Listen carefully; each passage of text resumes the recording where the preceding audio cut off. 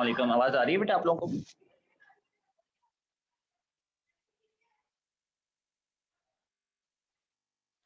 अच्छा ठीक है। सो हमने लास्ट क्लास में जो है वो रेडॉक्स रिएक्शन स्टार्ट किया था। मैं उसका ज़रा एक रीकैप आपको दे दूं कि हम क्या पढ़ रहे थे। सो बेसिकली हम ये पढ़ रहे थे कि अगर आपके पास एक केमिकल इक्वेशन आती है तो उस इक्वेशन के ऊपर आप किस तरीके से ऑक्सीडेशन नंबर असाइन करेंगे। ठीक है, तो आपको सबसे पहले ये समझना पड़ेगा कि इक्वेशन के अंदर दो तरह की चीज़ें होती हैं। एक जिसे आप एलिमेंट कहते हैं, ये मैं आपको रीकैप दे रहा हूँ, ये सब कुछ आपके पास लिखा हुआ है। और एक जिसे आप कंपाउंड कहते हैं। एलिमेंट का जो ऑक्सीडेशन नंबर होता है वो तो जीरो होता है। सारी नॉलेज आपको कंपाउंड के बारे में गेन करनी है कि कंपाउंड दो टाइप के हैं। एक जिन्हें कोवेलेंट कंपाउंड कहा जाता है और एक जिन्हें आयोनिक कंपाउंड कहा जाता है। क्योंकि आयनिक कंपाउंड का टॉपिक थोड़ा बड़ा टॉपिक था तो पहले मैंने आयनिक कंपाउंड स्टार्ट किया था कि आयोनिक कंपाउंड जो हैं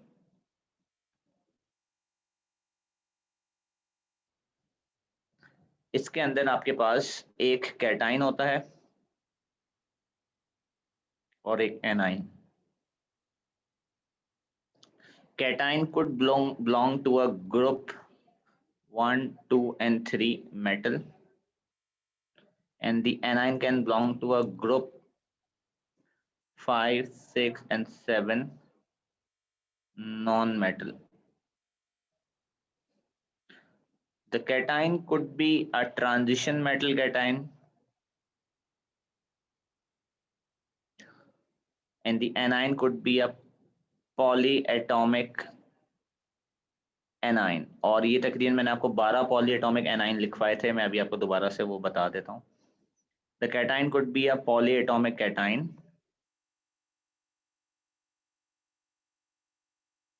और वो सिलेबस में आपके पास सिर्फ एक ही है and that is ammonium NH4 positive. It's called ammonium. ठीक है, पर ये जो एनाइंस हैं ये आपके पास 12 हैं। इनमें से पहला है सल्फेट, दैट इज SO4 2-। दूसरा है carbonate CO3 2-। Sulphite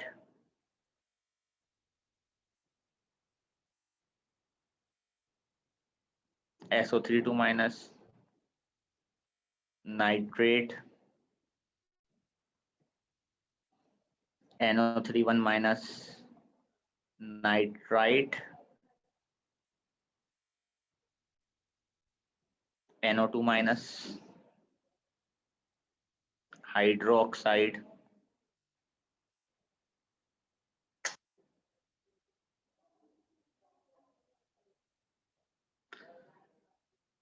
then you have phosphate,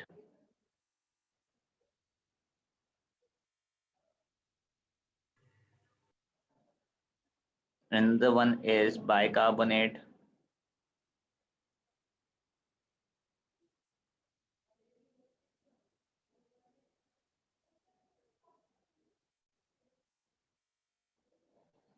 then you have chlorate 1,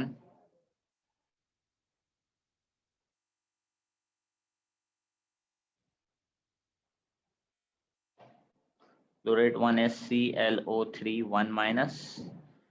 then you have chlorate 5, chlorate 5 is, this one is ClO-.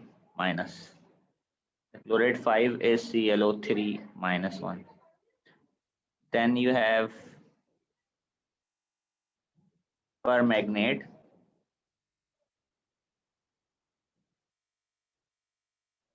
which is MnO4 1-, and then you have dichromate, which is Cr2O7 2-. जी बेटा, ये आपको memorise करना है बिल्कुल। So this is something which you have already studied in the last class, ठीक है। इसके बाद हमने ये करना शुरू किया था कि हमने केसेस बनाना शुरू किए थे। केसेस इन अ सेंस के सबसे पहले हमने कहा कि जो पहला केस है वो ग्रुप 1 मेटल कैटाइन और ग्रुप नॉन मेटल एनाइन का केस बनता है। इसको कैसे सॉल्व करते हैं ये हमने पढ़ा, इसका मैं अभी आपको रिकैप कराता हूँ। और फिर आई थिंक हमने ग्रुप और पॉलीटॉमिक भी पढ़ा था, उसका भी मैं रिकैप पढ़ाऊंगा। और फिर हम आज नए केसेस को भी पढ़ेंगे।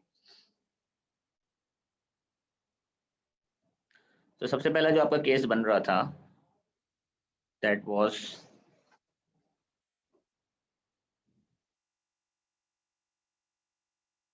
केस नंबर 1 वाज ग्रुप 1 2 3 का कैटाइन प्लस ग्रुप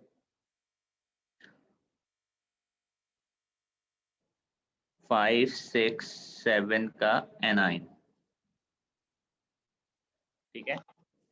अगर आपके पास कोई ट्रांजिशन एलिमेंट सॉरी अगर आपके पास कोई आयनिक कंपाउंड आया वो इन दो में से हो, कैटाइन ग्रुप में से हो और एनाइन भी ग्रुप में से हो, तो you should remember that group 1 2 3 cations have fixed charge, ठीक है। इनके ऊपर चार्ज फिक्स्ड है, वो चार्ज कुछ तरीके से है।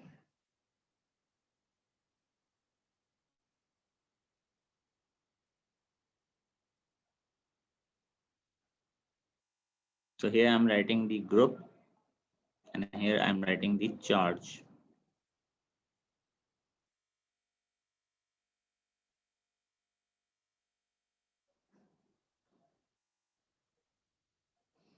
So if you have group 1,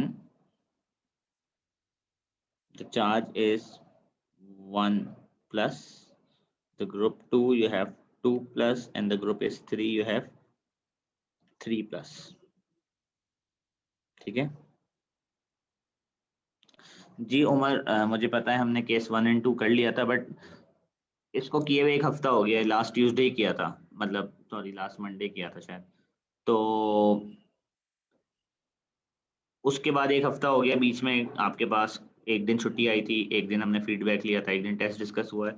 तो उसके बाद क्लास हो रही है, तो मैं एक रीकैप दे रहा हूँ, फिर मैं आगे लेके चलूंगा ताकि जो बच्चे थोड़ा भूल चुके हैं वो हमारे साथ हो जाए, ठीक है। हम आज नया पढ़ेंगे बट जल्दी से मैं एक रीकैप कर रहा हूँ।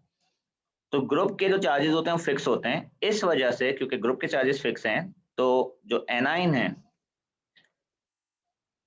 Anions of group 5 6 and 7 can gain fixed electrons. अब वो इलेक्ट्रॉन फिक्स गेन कर सकते हैं, मैंने ये वर्ड यूज नहीं किया कि उनका ऑक्सीडेशन नंबर फिक्स होता है। ऑक्सीडेशन नंबर फिक्स सिर्फ ग्रुप 1 2 and 3 का होता है। जो ग्रुप 5 6 and 7 है इनका ऑक्सीडेशन नंबर फिक्स नहीं होता, बट जब वो इलेक्ट्रॉन गेन करने की बात आती है तो they can only gain a fix number of electrons, ठीक है, जिस वजह से उनका चार्ज फिक्स हो जाता है।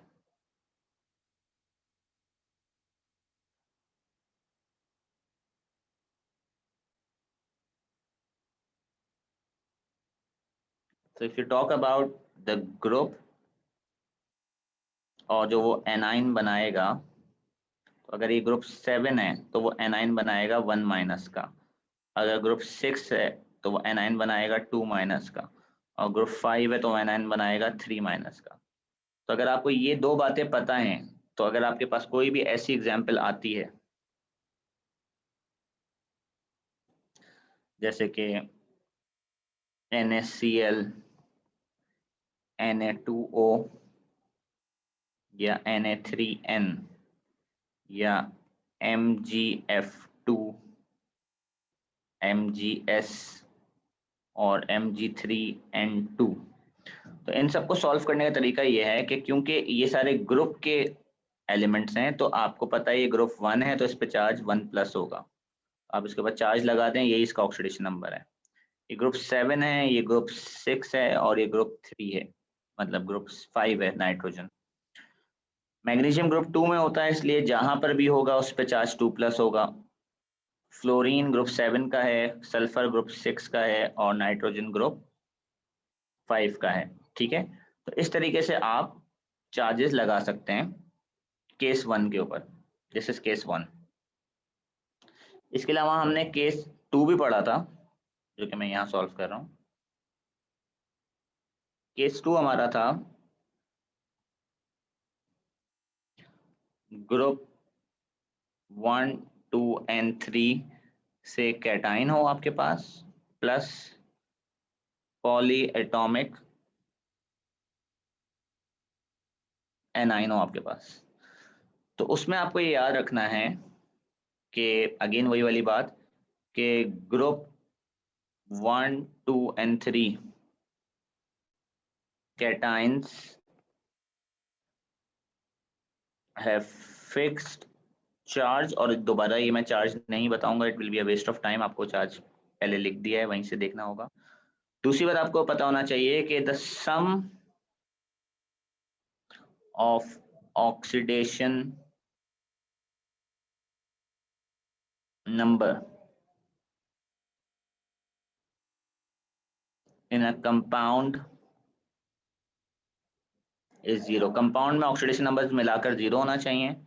Then you should know hydrogen is +1, hydrogen +1 होती है, और ऑक्सीजन इज 2-।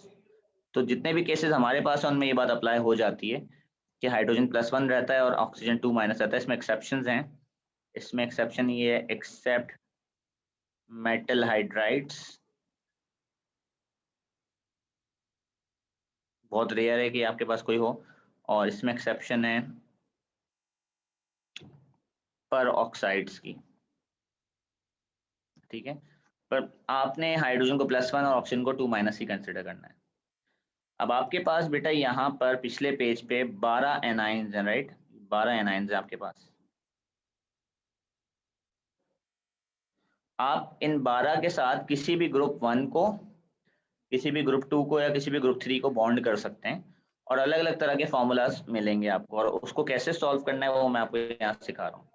तो फर्स्ट करें, आपके पास एग्जाम में कुछ ग्रुप 1 के कंपाउंड्स आते हैं। ग्रुप 1 में से आई एम सेलेक्टिंग पोटेशियम।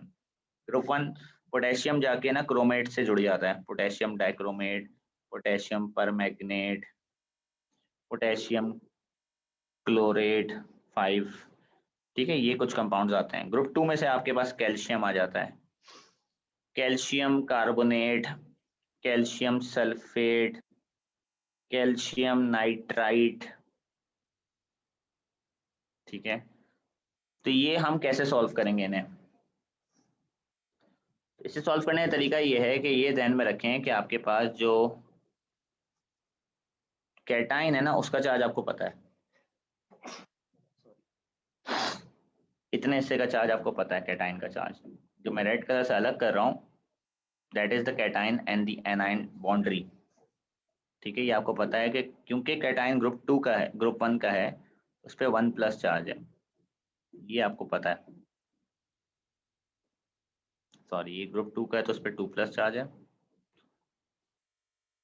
ठीक है, दूसरी बात आपको अभी मैंने बताई कि ऑक्सीजन पे हमेशा 2- होता है, तो ऑक्सीजन पे 2- है।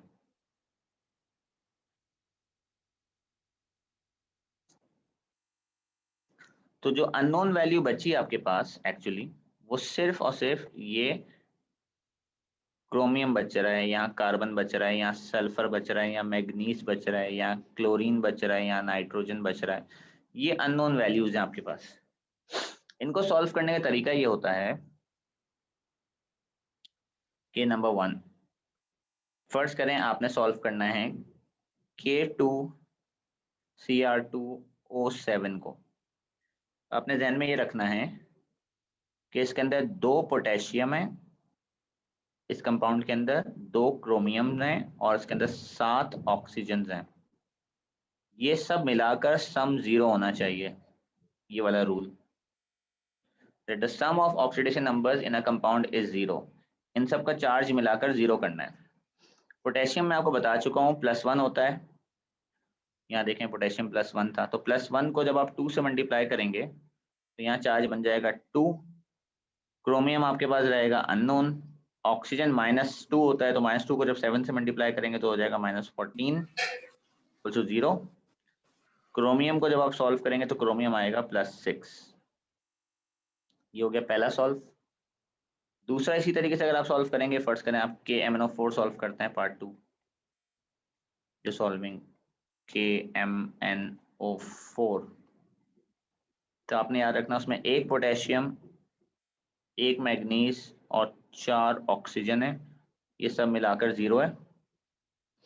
पोटेशियम का चार्ज +1 है, मैग्नीज का चार्ज नहीं पता, ऑक्सीजन -8 = 0, मैग्नीज का चार्ज आपके पास +7 आएगा।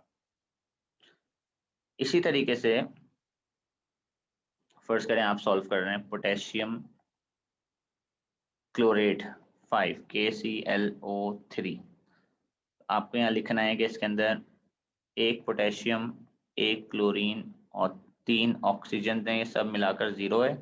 पोटेशियम का चार्ज 1 है, क्लोरीन का चार्ज नहीं पता, ऑक्सीजन -2 होता है, -2 × 3 is -6 = 0, so chlorine comes out to be +5। इस तरीके से आप इन सबको सॉल्व कर सकते हैं। ठीक है, तो ये केस 2 था आपका पूरा। तो यहाँ तक आपने लास्ट क्लास में पढ़ा था।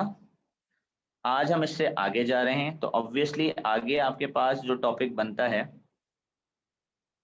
वो ये बनता है, आज का जो टॉपिक है आपका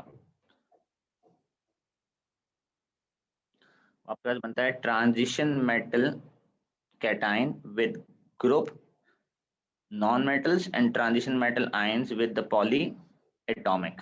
ठीक है, ये 2 केस हमारे आज के बन रहे हैं। तो इसके लिए मैं एक नई यूज करूंगा। सो केस नंबर 3,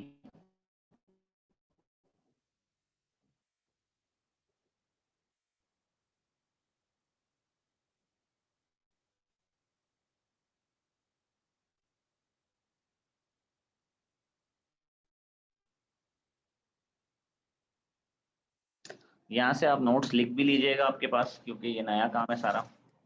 इसमें आपको पता होना चाहिए पहला पॉइंट कि transition metals have variable oxidation number. उनका ऑक्सीडेशन नंबर वेरिएबल होता है ट्रांजिशन एलिमेंट्स का। Then group 5, 6, 7 anions can gain fixed electrons. ये फिक्स्ड इलेक्ट्रॉन्स गेन करते हैं, वो मैं पहले बता चुका हूँ आपको। और तीसरा रूल जो रिपीट हो रहा है वो है सम ऑफ ऑक्सीडेशन नंबर्स इज = 0। ये रूल ये है कि अगर आपके पास इस तरह की एग्जांपल्स आए सिलेबस में, फर्ज करें FeCl2, Fe2O3, copper sulphide, copper nitride, ठीक है, इस तरह के कंपाउंड्स आए, तो आप ये ध्यान में रखिएगा कि इसमें जो आपका कैटाइन का पार्ट है ना, उसका चार्ज आपको नहीं पता। ये वैल्यू तो अननोन है आपके लिए, ये वैल्यू आपको नहीं पता क्योंकि ये ट्रांजिशन एलिमेंट है।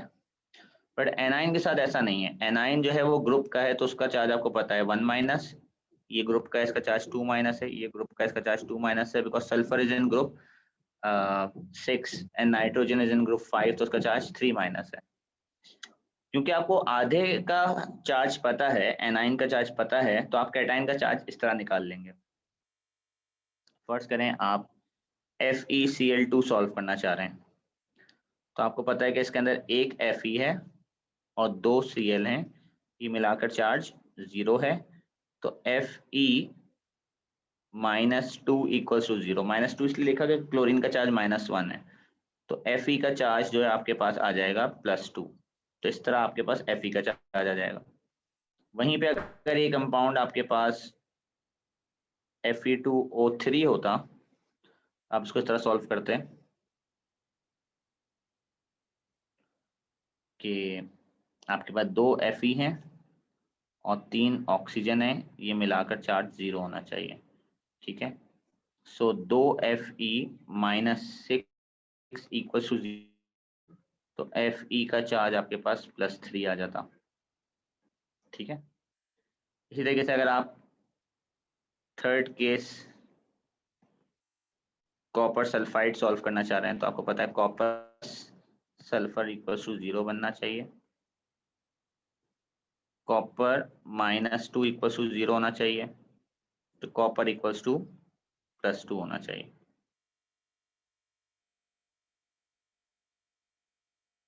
केस नंबर 4 जो मैंने ऊपर लिखा हुआ है, दैट इज Cu3n। ये आपको पता है 3 copper plus nitrogen equal to 0 होना चाहिए, 3 कॉपर -3 इक्वल टू 0 होना चाहिए, कॉपर इक्वल टू +1 है। तो ये आप केस नंबर 3 इस तरह से सॉल्व कर सकते हैं। पहले ये बताएं केस 3 सबको समझ में आया?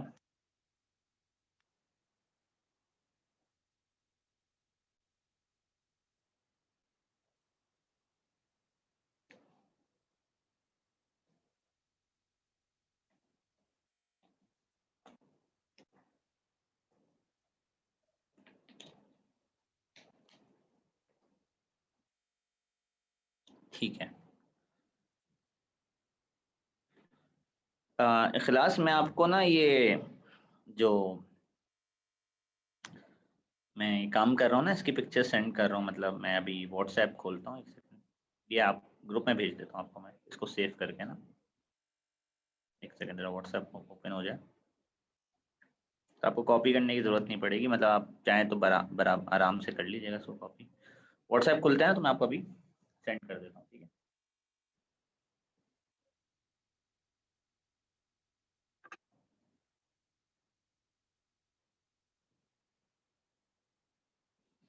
देन आपके पास है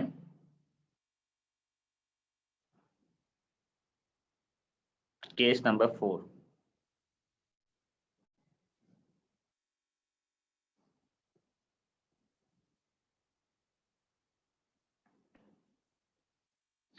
केस नंबर 4 है transition metal cation plus poly atomic A9, ठीक है। इसमें इसको सॉल्व करने की स्ट्रेटेजी है, इसके लिए कोई नया रूल नहीं है। इसकी स्ट्रेटेजी ये है सबसे पहले कि use the overall charge of the polyatomic anion to find the charge on transition metal, then apply sum of oxidation numbers equals to 0। इस बात को जरा समझें। फर्स्ट करें, आपके पास एक कंपाउंड है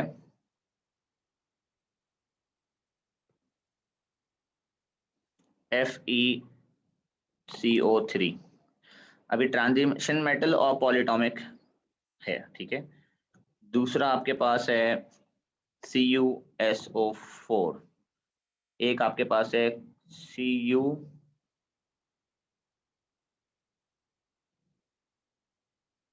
Cu2Cr2O7, ठीक है। या आपके पास और भी कंपाउंड्स हैं, फर्स्ट करें कोबाल्ट ले लेते हैं, कोबाल्ट ClO3, सही है।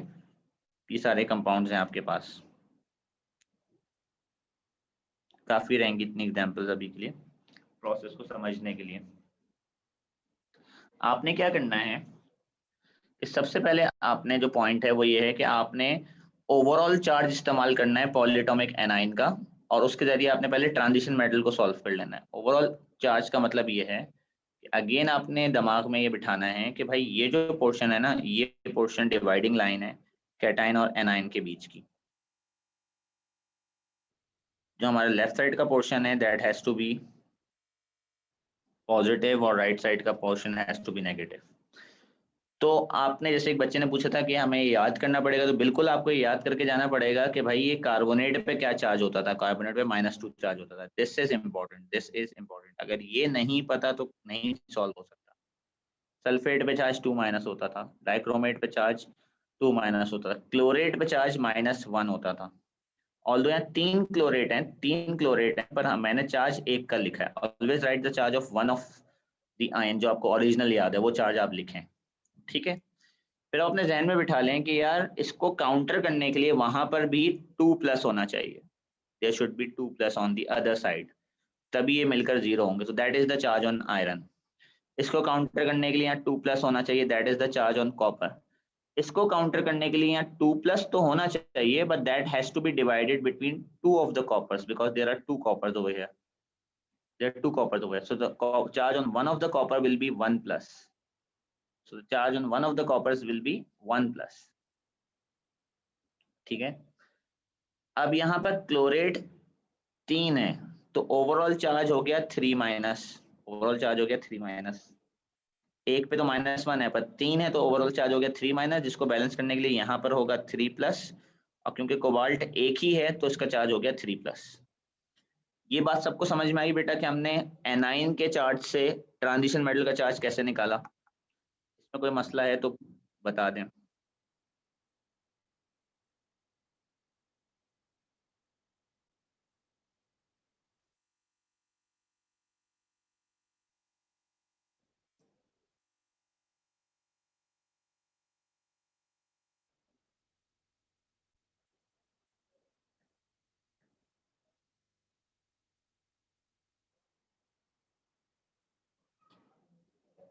ठीक है, अब देखो बेटा, जब आपके पास ये कहानी हो गई ना, तो अब आप क्या कर सकते हो इसके बाद, इस पॉइंट के बाद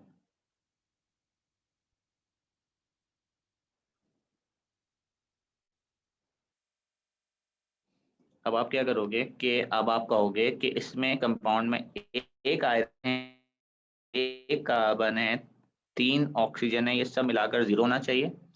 और फिर आप फौरन से बोलोगे भाई मुझे तो आयरन का चार्ज पता है 2 है, कार्बन का चार्ज निकालना बाकी है, ऑक्सीजन का चार्ज -6 है, इक्वल टू 0।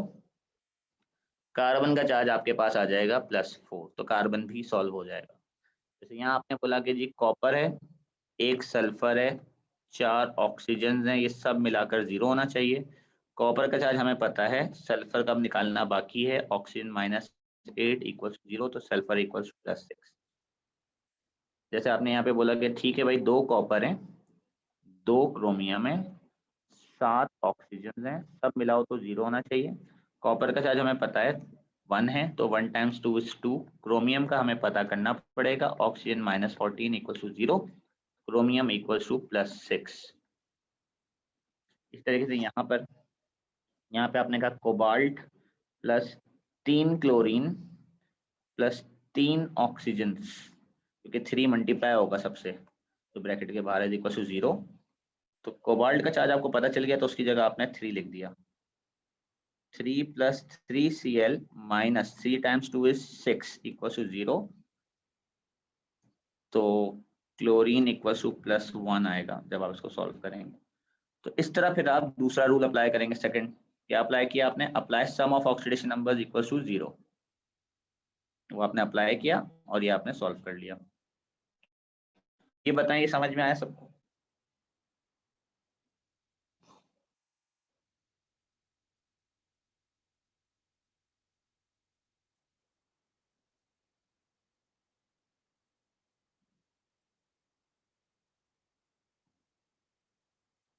असल में व्हाट्सएप खुल नहीं रहा है, मैं बहुत देर से ट्राई कर रहा हूँ, आई डोंट नो क्यों नहीं खुल रहा। जी माइक अनम्यूट कीजिएगा बेटा जरा, शाहम बिन यासिर। जी सर।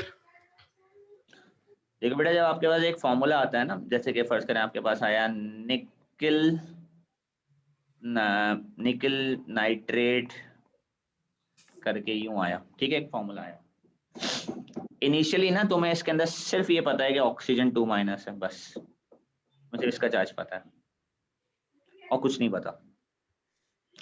अब इसको आसान बनाने की स्ट्रेटेजी ये है क्योंकि तुम पेपर में जब तक नहीं जाओगे जब तक तुम पूरा NO3 का चार्ज याद नहीं करोगे, NO3 के ओवरऑल चार्ज क्या होता है -1, तुम वो लॉजिक यूज करके पहले बोलोगे निकल के साथ NO3 लगे हुए हैं 2, एक NO3 का चार्ज होता है -1, तो ओवरऑल राइट साइड पे चार्ज हो गया 2-, 2- को बैलेंस करने के लिए यहाँ क्या होना चाहिए 2+, तो इससे तुम्हें किसका चार्ज पता चल जाएगा भाई, निकल का।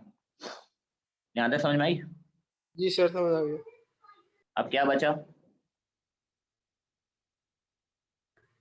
और नाइट्रोजन का चार्ज। नाइट्रोजन बचा क्योंकि ऑक्सीजन तो पहले से पता है, तो अब आपने ये रूल अप्लाई कर दिया। रूल क्या है, निकल प्लस 2 नाइट्रोजन क्यों, क्योंकि 2 से मल्टीप्लाई हुआ ये, प्लस 6 ऑक्सीजन क्यों, क्योंकि 3 2 से मल्टीप्लाई हुआ, इज इक्वल टू 0। निकल तुमने अभी पता किया 2+, 2 नाइट्रोजन पता नहीं है, ठीक है, 6 2 ज़ा 12 इक्वल टू 0। 0, यहाँ से निकल आएगा आपके पास। सही सही। सही है, +2 आएगा निकल यहाँ से।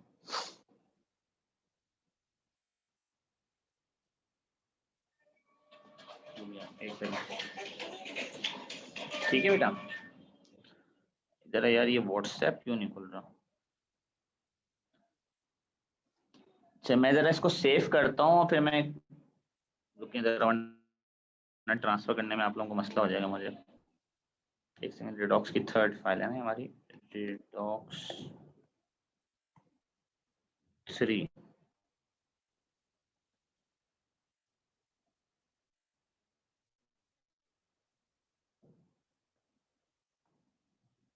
डॉक्स 3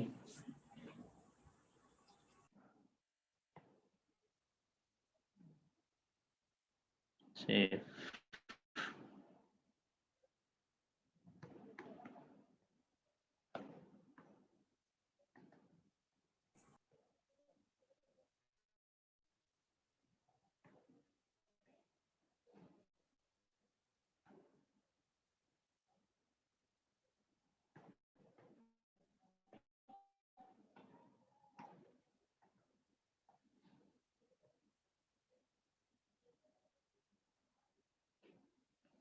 ये व्हाट्सएप जरा मैं दोबारा खोलता हूँ।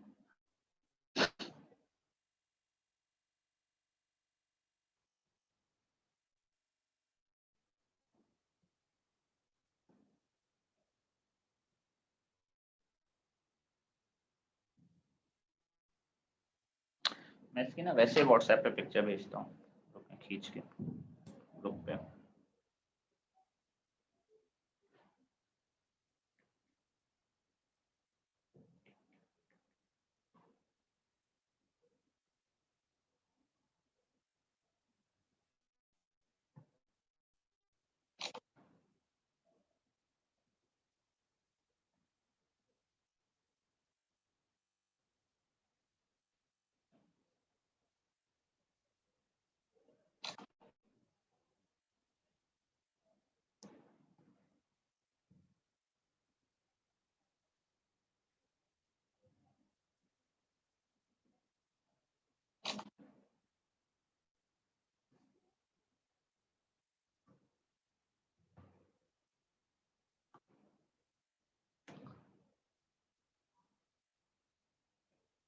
बेटा मैंने ग्रुप में पिक्चर भेजी है अभी देखें।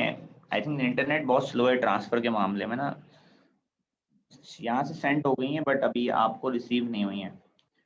आई थिंक अभी रिसीव हो तो मुझे बताइएगा। यहाँ से सेंड हो गई हैं पिक्चर्स ना, तीनों की मैंने पिक्चर्स भेज दी हैं आपको।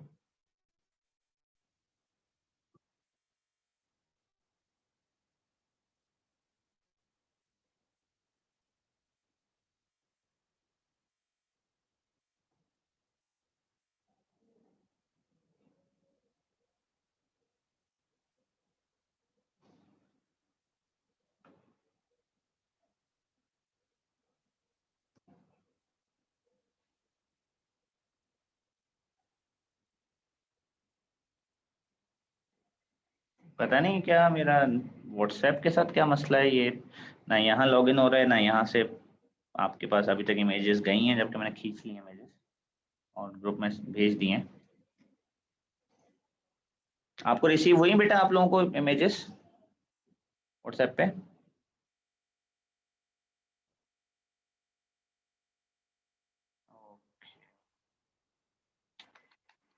मैं जरा फोन रीस्टार्ट करता हूँ, जरा रुकें।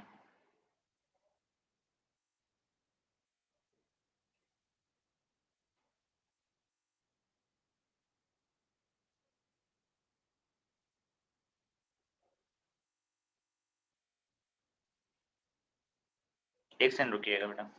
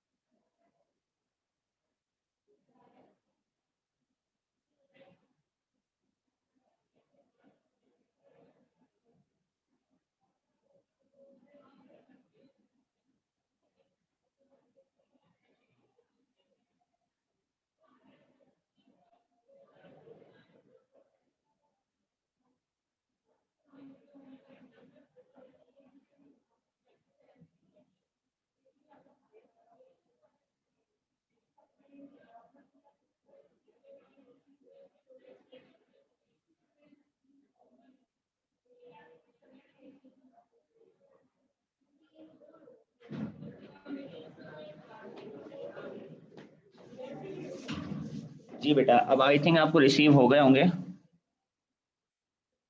राइट? आई थिंक कुछ इशू आ रहा था यहाँ पर। अच्छा, मैं आपको जो है ना ये वैसे इसकी ये इमेजेस भी भेज देता हूँ जो मैंने यहाँ सेव की हैं।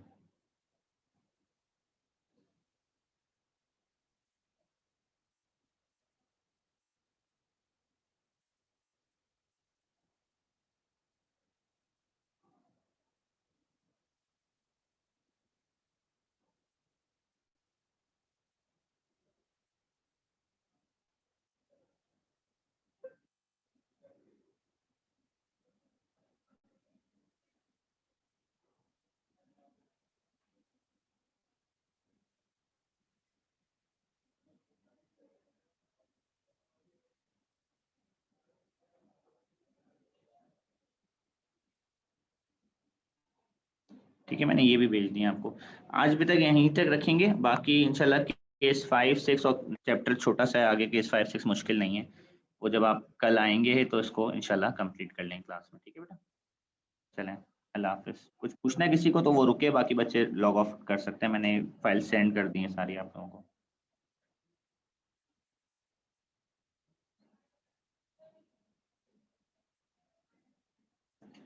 किसी स्टूडेंट को कुछ पूछना है तो वो रुक जाए, बाकी बच्चे लॉग आउट कर सकते हैं। सर मैं कल सेक्शन सी के साथ क्लास ले लूं, क्योंकि मुझे नॉर्मल क्लास की टाइमिंग पे कहीं जाना है। वो लोग आपसे आगे हैं बेटा। अच्छा। हाँ, वो लोग आपसे आगे हैं, आपके केसेस मिस हो जाएंगे, वो लोग ये पढ़ चुके हैं।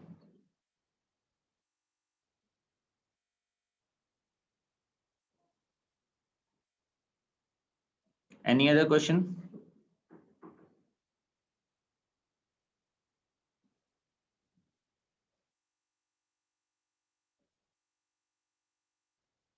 ओके बेटा, अल्लाह हाफिज़। जी इखलास क्या कह रहे हैं?